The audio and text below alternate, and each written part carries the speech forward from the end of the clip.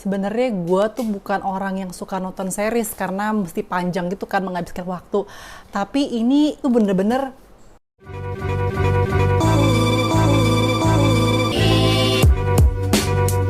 Assalamualaikum warahmatullahi wabarakatuh. Annyeonghaseyo. Balik lagi bersama gue Inkan Ibu Winka. Jadi sekarang gue mau nge-review sebuah series ya, bergenre drama thriller yang tayang di Netflix. Judulnya adalah Squid Game. 통과입니다. 그 옛날에 어릴 때 하던 거 말이에요?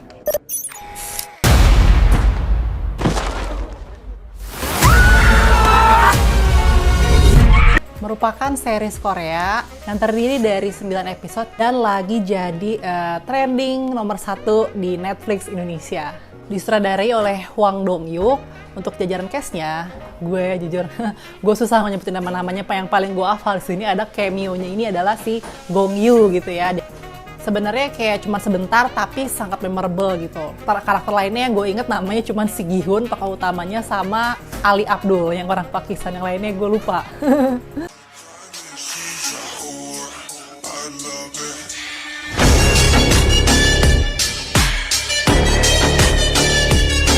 Series tentang survival games gitu. Siapakah ya, ini sebenarnya udah apa ya, generik sih temanya, pun udah banyak di seri-seri sebelumnya gitu, kayak Alice in the Borderland. Gue belum nonton sih, cuman katanya dia kayak lebih kayak teknologi futuristik gitu. Terus dulu pernah juga ada film Jepang kayak Battle Royale gitu. Cuman bedanya yang si Squid Game ini, mereka tuh ngangkat si tema permainan itu dari permainan tradisional anak-anak di Korea. Mungkin kalau di sini tuh kayak permainan 17 Agustusannya gitu ya kalau di Indonesia. Mayoritas peserta yang direkrut ke permainan itu adalah orang-orang yang basicnya tuh butuh banget uang, kayak orang lagi terlilit hutang, orang yang ngebutuhin biaya besar untuk keluarganya misalnya, atau mungkin orang yang dia punya utang tuh gara-gara ya kalah trading atau sahamnya anjlok, yang kayak gitu-gitu gitu. Permainan-permainannya tuh juga nggak hanya ngandelin otot, tapi ngandelin otak, ngandelin kesabaran, keterampilan, dan terakhir terpenting adalah hoki.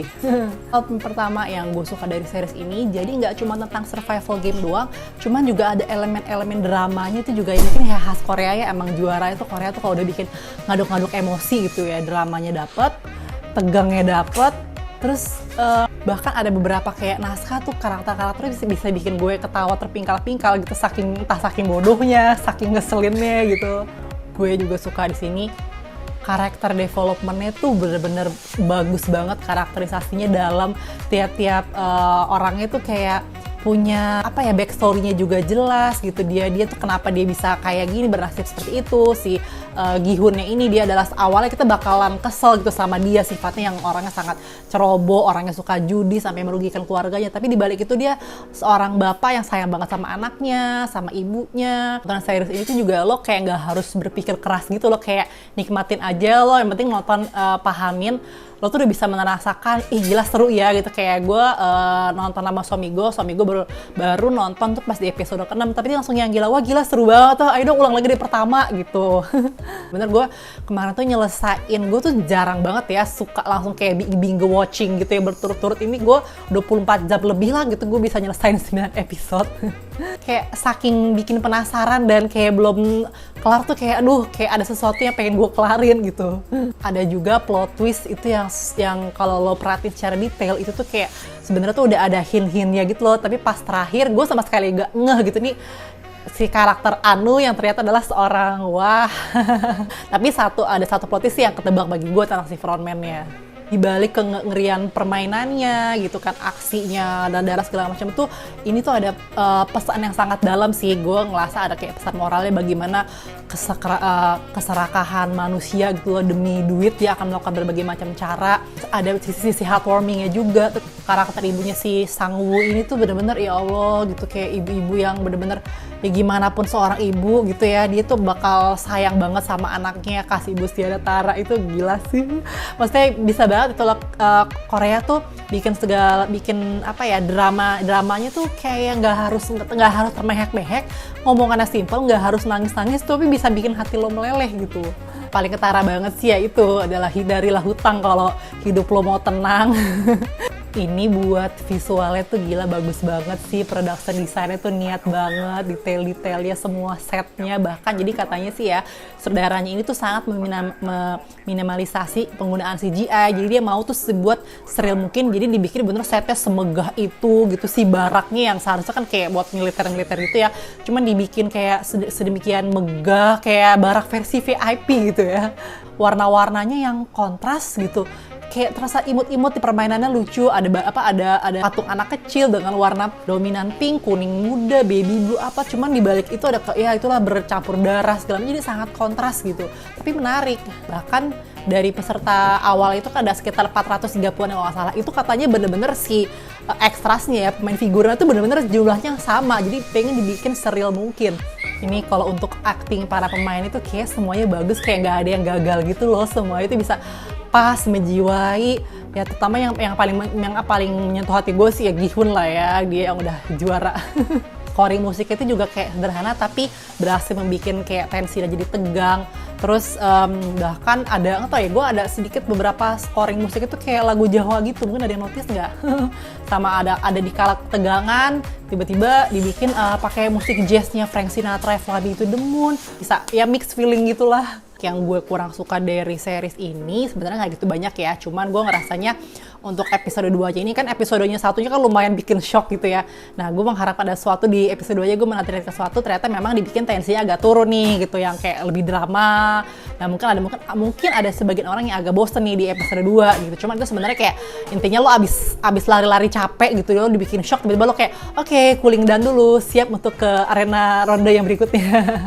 Sama ini nih sih kostumnya para penjaga yang itulah petugas yang berwarna merah itu ya, pakai topeng itu, kenapa kok warnanya mesti merah juga, kayak agak mirip-mirip sama seriesnya Money Heist gitu yang udah ikonik banget ya. Ya bedanya topengnya sih beda gitu, cuman agak nyaru sih, cuman mungkin warnanya dibikin lain mungkin akan lebih menarik gitu ya, misalnya pink kayak atau apa kuning gitu ya.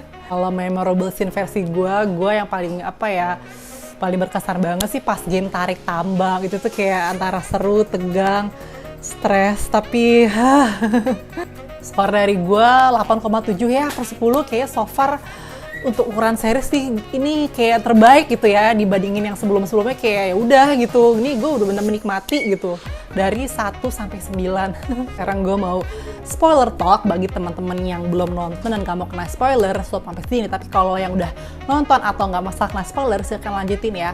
Oke, mungkin ada beberapa orang yang kayak nggak ngeh gitu loh, itu si kakek nomor 01 itu bukan udah mati kok masih ada ya. Nah itu sebenarnya kalau gue suka banget nih, memang gue setelah nonton gue baru ingat lagi ya, si kakek ini pertama kenapa dia itu dikasih nomor 001 ya, karena memang dia adalah orang VIP ya yang pertama kali ngedaftar gitu, dia pengen nggak cuma nonton tapi ikutan main gitu. Yang kedua, pas lagi adegan malam-malam mereka yang seharusnya tidur tapi kan pada berantem tuh, pada bunuh-bunuhan tengah malam tuh, dia naik ke atas tempat tidur, dia bilang stop, inget nggak sih waktu itu? Tiba-tiba kok si panitianya itu oke, stop gitu, kok kenapa dia malah ngeladenin kakeknya? Ternyata memang ya si kakek itu adalah VIP gitu, si panitia itu nurut sama dia, itu keren sih gitu. Terus kenapa kok dia masih bukannya udah ditembak ya? Nah sebenarnya si kakek itu kan pas lagi tembak itu nggak dikasih lihat kan, gue inget banget dia nggak dikasih lihat gitu, ternyata memang sebenarnya nggak ditembak, cuman pura-puranya aja gitu. Nah ini kalau untuk season 2 nya kita main tebak-tebakan aja sih gitu. Gue feeling gue nih, sotoynya gue, si detektif yang ditembak pundaknya lalu nyemplung ke laut itu bisa jadi dia tuh, feeling gue sih dia masih hidup gitu, bakal nongol di season 2, soalnya si kakaknya itu ngebunuh dia tuh cuma di bahu bukan di dada, yang namanya polisi kan mungkin nyawanya banyak gitu ya. Terus satu lagi nih tebak-tebakan gue, apakah si Gi-hun itu akan main lagi di season 2 apa enggak gitu kan, karena di endingnya kan dia kayak ya menyampingkan egonya dia kan tadi pengen ketemu anaknya di Amerika tapi nggak jadi kan, karena dia pengen nyelamatin orang-orang yang bakal diajak hidup serta di season 2 gitu. Nah bisa jadi, gue nggak tahu sotoynya gue aja, apakah karena dia kan banyak banget ya duitnya, mungkin dia bakal bisa operasi plastik lah atau nyamarin apa, kan duitnya banyak banget gitu. Dan akhirnya dia ikut lagi ke season 2 nyamar gitu jadi apalah. Ya mohon maaf sih, ini analisa sotoy gue aja. Nah buat teman-teman lain nih gimana yang udah pada nonton, apakah sama kayak gue suka dan excited nih, apakah mungkin biasa aja kali, mungkin banyak survival game yang lebih seru dari ini? Just let me know, tulis aja di kolom komentar. Terima kasih sudah menonton. Jangan lupa dukungan untuk like, share, dan subscribe video ini kalau kamu suka. See you on next video. Bye-bye.